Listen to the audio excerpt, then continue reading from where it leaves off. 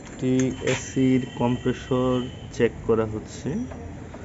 এই magnetic conductor থেকে লাইনটা রিমুভ করা হচ্ছে।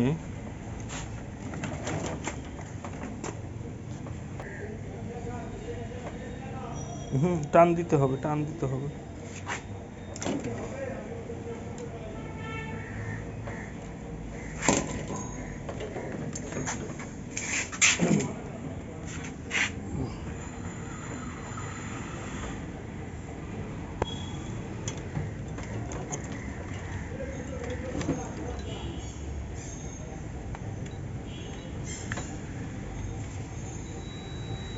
শর্টটা দেখতে ছাড়েন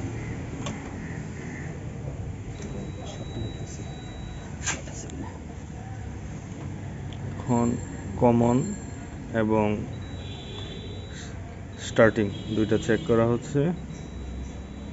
এটাতে ভুল আছে, মানে এটাতে সমস্যা আছে। এখন কমন আর স্টার্টিং, রানিং এবং স্টার্টিং কোনো লোড দেখাচ্ছে না। শর্ট আছে, এই যে বোঝা যাচ্ছে, মানে কম্প্রেসরটা শর্ট আছে। হ্যাঁ, তো যেহেতু শর্ট আছে, এটার তো আর কোনো কার্যক্ষমতা নেই, এটা ড্যামেজ। এটা আমরা রিপ্লেস করব। এটা রিপ্লেস করে আমরা যে কম্প্রেসরটা লাগাবো সেটা হচ্ছে এলজি কম্প্রেসর। আর এটা ছিল, এই যে দেখেন, ফুজিটসু জেনারেল লিমিটেড, মানে এটা হচ্ছে একদম জাপানি একটি কম্প্রেসর। এটা তো আর এখন মার্কেটে পাওয়া যাবে না, বিদায় ওই কম্প্রেসরটা মার্কেটে পাওয়া যাবে না, তাই আমরা এখন এই কম্প্রেসরটা লাগাবো এটাতে। সেটা হচ্ছে এলজি, মেড ইন থাইল্যান্ড।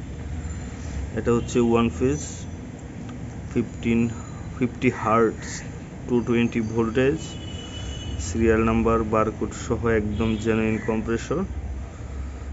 এখন এটা আমরা এই এসিতে লাগাবো।